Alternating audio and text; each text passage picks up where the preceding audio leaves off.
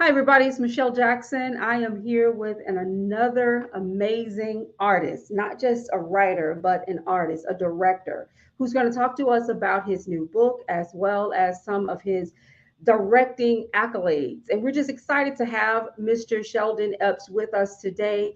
He has a new book out, and we're going to hear all about it, as well as hear about some of his directing accomplishments and his latest movie that's on BET, which is called Christmas Party Crashes. It is a love story, I'm assuming a Christmas love story, and I'm really excited to see it. So let's welcome Sheldon to the screen.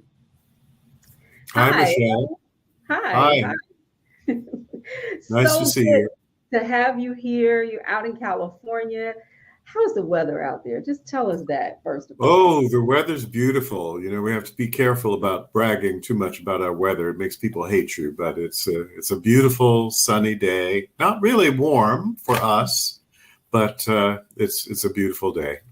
That is so excellent. You have done so many things. You are an award winning director, a writer, a producer, 2 decades as the artistic director of Pasadena Playhouse. You've got movies out there. You were one of the first, and we're going to talk about that, what that all means. And now you have a new book. And give us the name of your book. The name of the book is My Own Directions, A Black Man's Journey in the American Theater.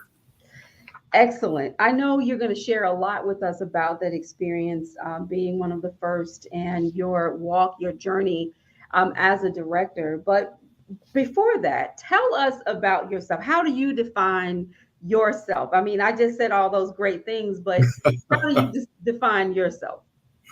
Oh, well, I think you pretty much covered it with all those titles. So I thank you for that. But I think of myself as an artist, first and foremost, a director, a producer, used to be an actor a long time ago, haven't done that in a while.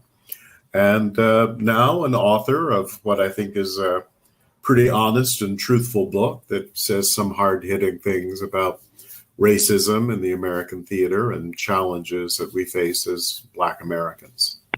Oh, excellent.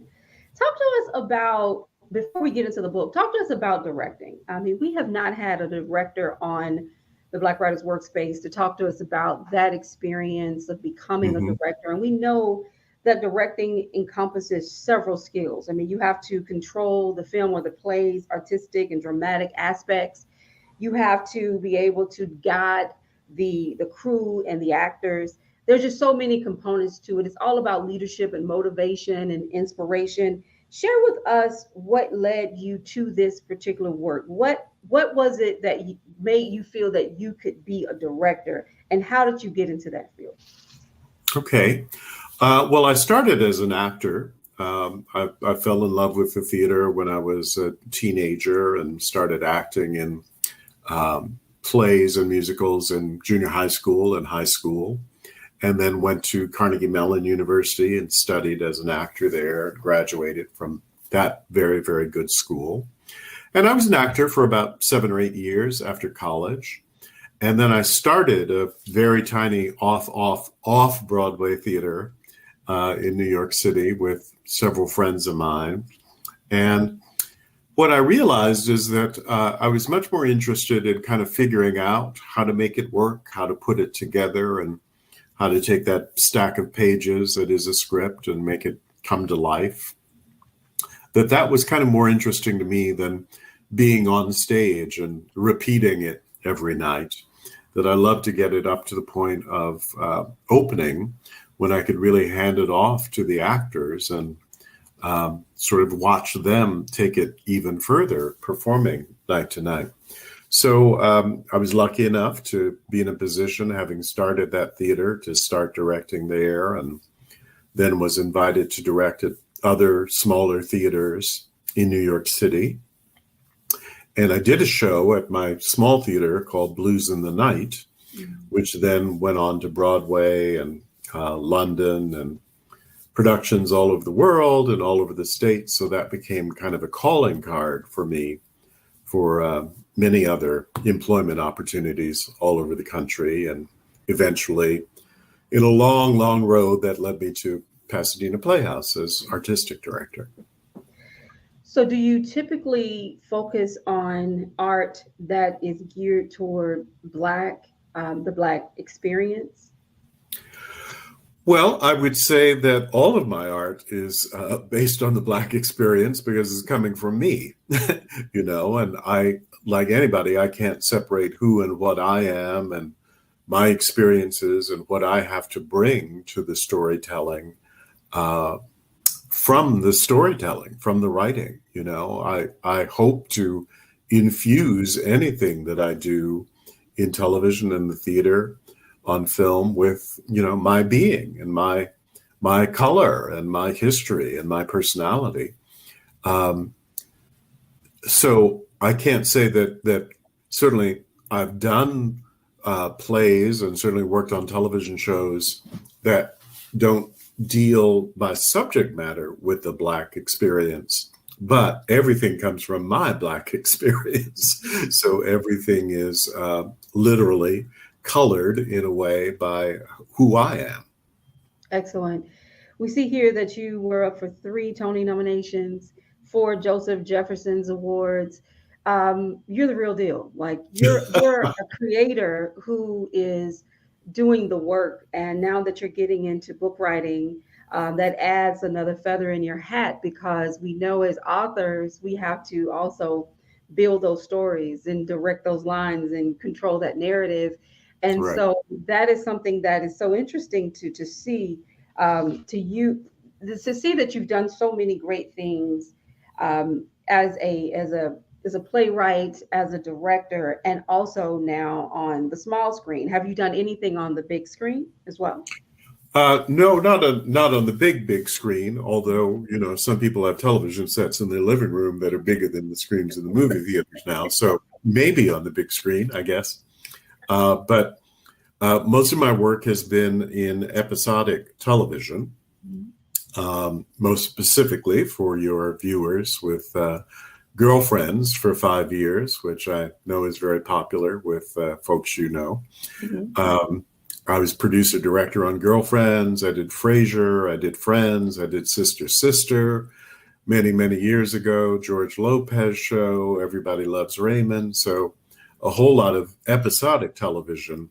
But just this year, I made my first full-length movie for BET Plus and BET, which is called Christmas Party Crashers, which is a fun, crazy Christmas rom-com, I would call it, a caper movie where two people get involved in a whole lot of capers trying to fulfill their business dreams. And of course, in the process, they fall in love and uh, vow to be together happily forever on Christmas Day. Sounds like heaven to my ears. I am a rom-com fanatic, and so I'm looking forward to seeing this movie. Well, Um, you'll love it. You'll love Congratulations. it. I mean, Girlfriends, Frasier was one of my favorite sitcoms for a very long time. This is excellent to have you here to be talking about that form of art. But now let's talk about the writing, because writing and publishing a book is a bit different. It's the long hand of what you're doing, because when you write a book, I know you're writing 75, 80,000 words. And so it has to grab the attention of the reader. It has to get them to turn the page. The goal Yeah. is for them to turn the page. And so let's talk about your book, My Own Directions, A Black Man's Journey in the American Theater. What I know what inspired you to write it, but why now? Why did you decide that this was the moment you wanted to tell your story? Well, a couple of things. One of them was just practical. Um, when I left Pasadena Playhouse in 2017, a lot of people started saying, you should write a book, you should write a book, and enough people say that, and you start to think, oh, well, maybe I should. And what would that be about? And I did think about it, and I did decide that I had a story worth telling, and that was an important story to tell, an important story to share with others. But I was busy doing other things. And as you just said, writing requires a lot of time and a lot of focus if you're going to do it well. So I didn't have a lot of time until the pandemic hit. Mm-hmm. And then we were all told to stay home and not go out, not do other things. So in some ways, that was a gift, a blessing for me to have the time to actually sit down and focus on it. And I realized at the same time, the Black Lives Matter movement sort of erupted in the country. And I realized that my story related to that, in that this Black life, my Black life, had faced obstacles and challenges, many of them racial, others as well, but many of them racial and racially motivated. And that I had something to say to all others, but particularly to young artists and young people wanting to make a life in the arts, about not letting anyone else define who you are and what you can do, that you have to follow your own directions, you have to believe in yourself, you have to dream big dreams, have ambitions, as I did. And as I said, I'm a Black kid from Compton who was fortunate enough to go on and do things all over the world and all the things we talked about, and was able to do that even when people told me, oh, that can never happen for you. So I thought it was hopefully a supportive and somewhat inspirational life story to write about. You know, being the only or one of the few, as you talk about in your book synopsis, it can be a lonely place as well. Yeah. Because you're doing big things and you're making these monumental moves, but you still have so many people who on one side don't even understand what you're doing. I learned that, I grew up, in public housing, and my mom was always supportive of everything I did, but she didn't always understand it because it was something outside the norm for her. So you have those who love you, care for you, but really don't understand your goal, your mission, your vision. And then you have those on the other side who see the greatness in what you're doing, but cannot or have a hard time digesting it coming from you as a Black man. Talk a little bit about that being one of the only and being one of the few, and what are some of the things that you highlight in your book of your experiences and how those experiences changed you. Well, yeah, the main thing that I would say about that is that when you are one of the few, one of the only, that you have the burden of succeeding not only for yourself, but for other people of color. Because in fact, there are people who are either waiting for you to fail or wanting you to fail, because they're a little resentful of the fact that somehow you got there in the first place. They think it's an accident, or, that you were arrogant or whatever to even think you could be in a position of power. So they're just waiting for you to fall on your face. And you have to realize, as others before me have realized, when you're one of the only, one of the first, that you must succeed for yourself, but also so that those people who think that way will have no reason to think that way anymore. You can't stop them from thinking that way, but you can take away their reason for thinking that way. And that you are still, even now, opening doors for other people of color, to be allowed in. And hopefully, if enough of us do get through the door and do succeed, as we are doing, then those feelings one day will go away. But when I started, they were certainly there. And I went into a theater that was certainly much regarded as a white theater company, with only white artists on the stage and white people in the audience. And I said, that must and should change. And there were those who felt like I was taking their theater away from them. And those who felt like, if this is what you're going to do, I'm not going to support it anymore. You had to have the faith and belief that those few would go away and be replaced by many others who would be supportive and who would believe in the mission that I had. Well said. Excellent. It's excellent that you're willing to share what you have experienced, because we need to see more people of color doing the things that you're doing so that we can know that we can do it too. It Yeah. set, it really does, it wakes the mind and the heart when you can see someone that looks like you and say, this person did it, I can do it. A gentleman, a man from Compton was able to direct on Girlfriends and Frasier and all these amazing sitcoms, and now a movie and now a book. That's what I love about creativity. There's no age limit on it. There's no, I mean, to me, there's no downtime when you're creative. I know Yeah. it sounds great, but it is true. I mean, I can write a book from anywhere, right? I can write from anywhere. I can do some things from anywhere.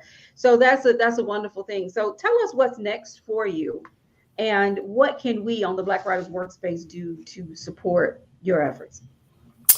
Well, watch the movie number one, which I'm sure you will because you like holiday movies, just like my sister who loves holiday movies. So watch the movie, read the book, help me, as you just said, to encourage other young people to dream big, dream boldly, be ambitious.